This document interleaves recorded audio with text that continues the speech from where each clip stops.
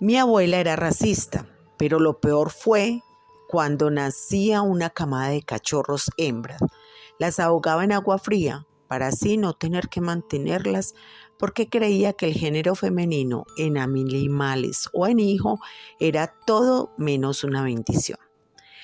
La amaba mucho cuando era tan solo un infante, pero cuando ella falleció y pasaron 13 años y me enteré de eso, empecé a recordar pequeños momentos donde mencionaba que ojalá yo hubiera sido un varón. Me sentía tan mal con mi género por años y aún no logro olvidar eso. Mi abuelo, un año antes de morir, nos confesó que él planeaba matar a su mamá desde los 12 años. Él contó que a los 10 años descubrió a su mamá con el hermano de su papá desnudos teniendo relaciones. Él dijo que le iba a contar a su papá y ella le pegó hasta dejarlo desmayado en el suelo. Igual le dijo a su papá, pero él no le creyó. Después de eso lo mandaron de casa en casa para servir a otros y estos lo golpeaban hasta intentaron abusar de él. A los 14 años planeó acuchillarla, pero justo llegó su papá y lo detuvo. Después de eso se fue de la casa y no volvió a hablar con su mamá.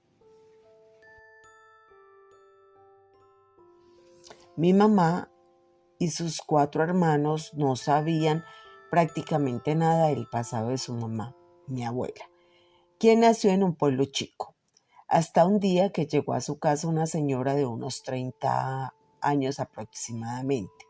Mi mamá tenía 20 en ese entonces. La señora habló un rato con mi abuela y cuando se fue, mi mamá y sus hermanas le preguntaron quién era.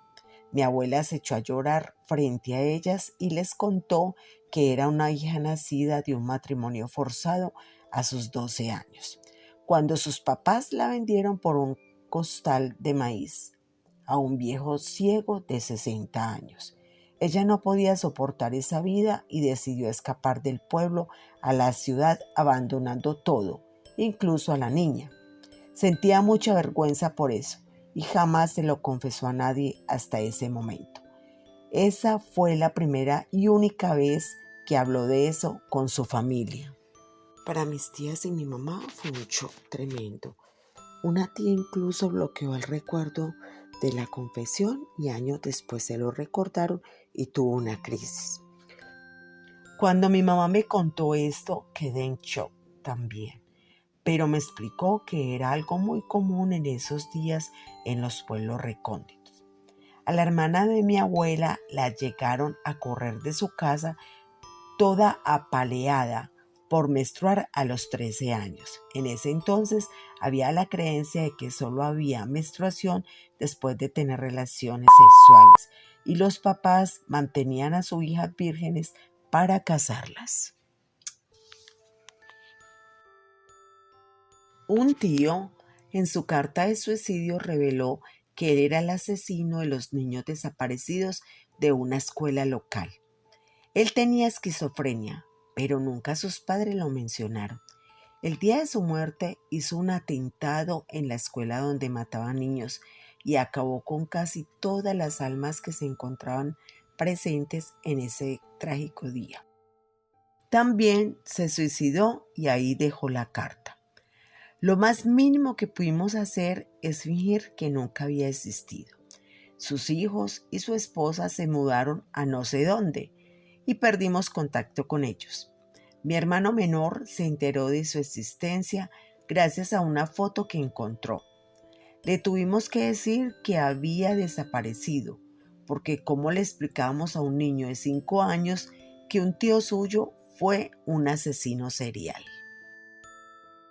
Mi bisabuela y mi bisabuelo rentaban a sus hijos a familias de dinero que no podían tener hijos y los prestaban como suyos.